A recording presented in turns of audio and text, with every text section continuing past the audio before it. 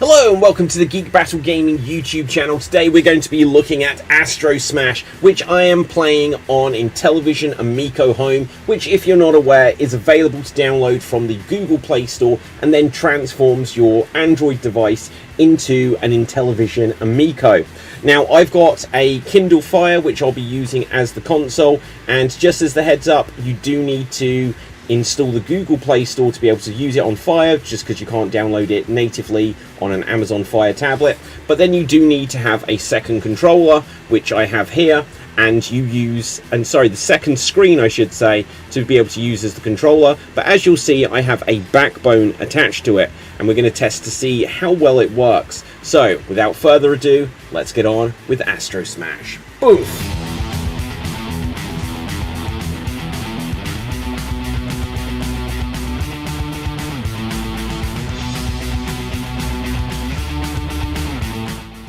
Quite possibly, my favourite game from the original Intellivision was Astrosmash.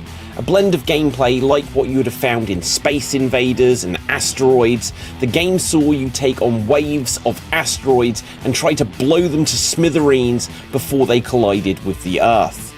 This new version, which is also just called Astrosmash, was perhaps the game I looked forward to most when I saw the previews of it on the Trapped in Limbo Intellivision Amico. Players may still be waiting for that console to see the light of day, and with the new release of Amico Home, it seems we're finally an all-important step closer to that becoming a reality. In the game, you control a spaceship, of which you have a choice of 4, which moves across the bottom of this playing area just above the ground level. The game then throws loads of asteroids at you, and in later levels, you also get invaders from space who will actively shoot at you. It's your job to shoot as many of them, or all of them if possible, and doing so will earn you points to raise your score. One of the unique features of this and the original Astrosmash game is that if you fail to blow up any of the asteroids before they hit the Earth, the game will actually deduct points from your high score for every asteroid missed. To progress through the game's 10 stages, you need to reach a certain score, and that will get you to the next level. This means that levels can be fairly quick, or, I guess, potentially take forever to complete.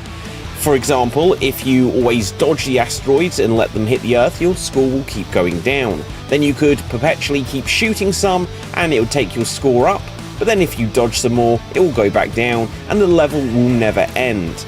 Of course, you can get smashed in the face by an asteroid and then eventually you'll get a game over, but if you're good at dodging and never build up enough score, a level can take a very long time to complete. The various stages include showing mountains and pyramids and temples in the background.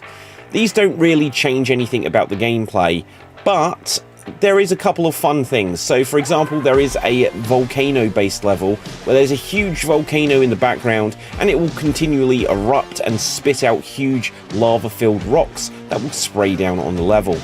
Likewise, there's a colder looking mountain and some of the things that rain down on you look like ice-covered comets. The game isn't super taxing to beat if you're smart with your tactics. You'll find that there are a few power-ups you can get that will either give you a shield or change your weapon. This includes doubling the rate of fire and also giving you a blue laser beam to easily break through the falling rocks. The game also lets you switch on auto fire mode, and for me this is the only way that I'd consider playing it on Amico Home.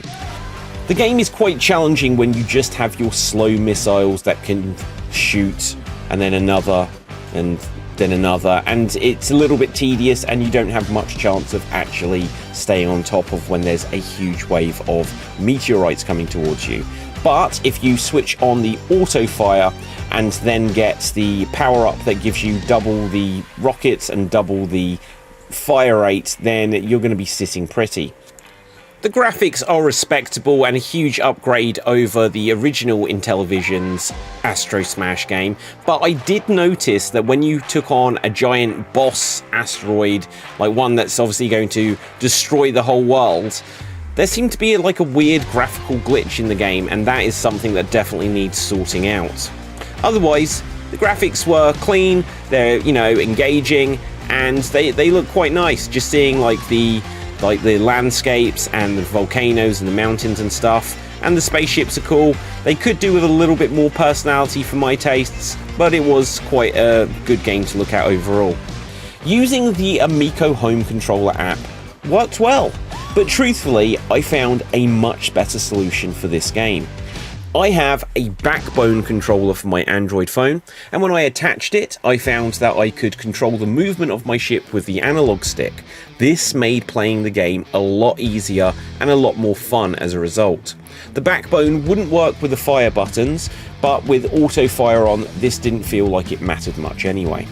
So here we can see that basically I can play Astrosmash whilst showing you the screen and not seemingly touching anything, because I can play it one-handed just because I've got auto fire on and I can use the control stick on this to move the spaceship, which makes the game 1,000 times better and easier to play. Like, I know you can get this game on consoles like the Switch, I believe Xbox, and you can also get it on Steam, and there you'll be playing with traditional controls, and they do definitely work a lot better than using the touch screen. At least that's been my experience with Amico Home. Oh look, I've just picked up the double rate of fire to be able to shoot twice as many rockets and shoot them rapid fire, and this makes the game so much easier to play and a lot more fun to play, to be honest. It'd be a bit too much of a breeze if it only played this way, but it definitely actually makes the game a fair bit more enjoyable, just because you really feel overpowered and like you can take on everything that they throw at you. Ah, no, I just got killed. At the time of writing, if you want to get Astrosmash, you have a few options. The version that I am reviewing is the Intellivision Amico Home version, and I'm playing it through a combination of my Amazon Fire tablet as the console and my Android phone with a backbone controller attached to be the Amico Home controller. I'll get more into how to set up the Amico in my beta period review of Amico Home, which I'll do in another video, so do make sure you check that out later on. Some bad news though is that this initial launch of Amico Home is just on Android, and although I'm playing it on my Amazon Fire tablet, I had to jump through a few hoops to install the Google Play Store to download it. It's not too taxing, but it is something to keep in mind, because yeah, hoops are hoops if you have to jump through them. If you have a Fire, then that's not ideal. iOS users are likewise going to have to wait a little while. Some good news is that even if you don't have a couple of Android devices around to play, you can still get it on other platforms like the Nintendo Switch, the Xbox, and on Steam. I don't think you can actually get it on the PlayStation at the moment at the time of writing, but it might turn up there later, or it might be available now, but when I went on their website it didn't say PlayStation. And for clarity, yes, I did say you do need a couple of Android devices that are required to play Amico Home.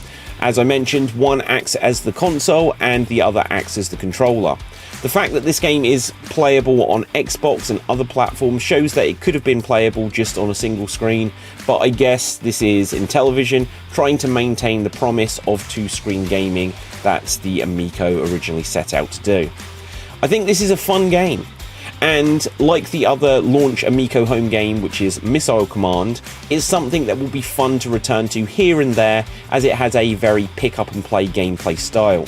Much like Missile Command, and what will be the same for other Amico games like Shark, if you've put in a few hours with the game, you'll likely have seen everything that it has to offer. But this is just a modern interpretation of games from the 1970s and early 1980s. Just like Pac-Man or Donkey Kong, these games like Missile Command and Astrosmash are ones that you play, have a little go at, then you'll come back to, and the real fun just comes from trying to get a better score. It's not like a big, deep, involving game with a massive story, but it doesn't set out to try to be that. I'm glad I waited to get Astrosmash on Amico Home rather than a version for another console, as it feels good to finally explore what the Amico was all about and the Amico Home platform.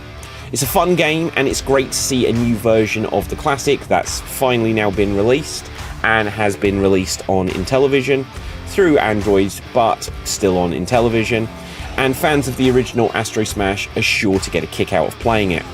So anyway, I hope you have enjoyed this review of Astrosmash for Intellivision Amico Home.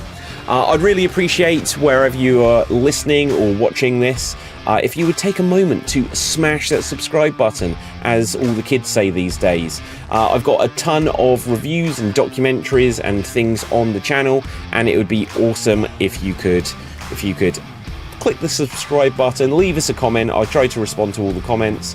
And with that, so anyway, I hope you've really enjoyed this video. Do me a favor and smash that subscribe button. No, in fact, smash that subscribe button, and that would be brilliant to support the channel. I've got lots of reviews. I'm going to be reviewing all of the stuff that comes out on Intellivision Amico Home. Just put up a review of Missile Command. I like doing stuff based around the modern retro gaming, so I've also just put up stuff about the Atari 2600 Plus. Plus, I'll have a bunch of gaming documentaries. I had a few from a couple of months ago that got some really nice feedback. Do check them out if you get a chance. You can read the written review of Astrosmash over on the website www.extremed.tv.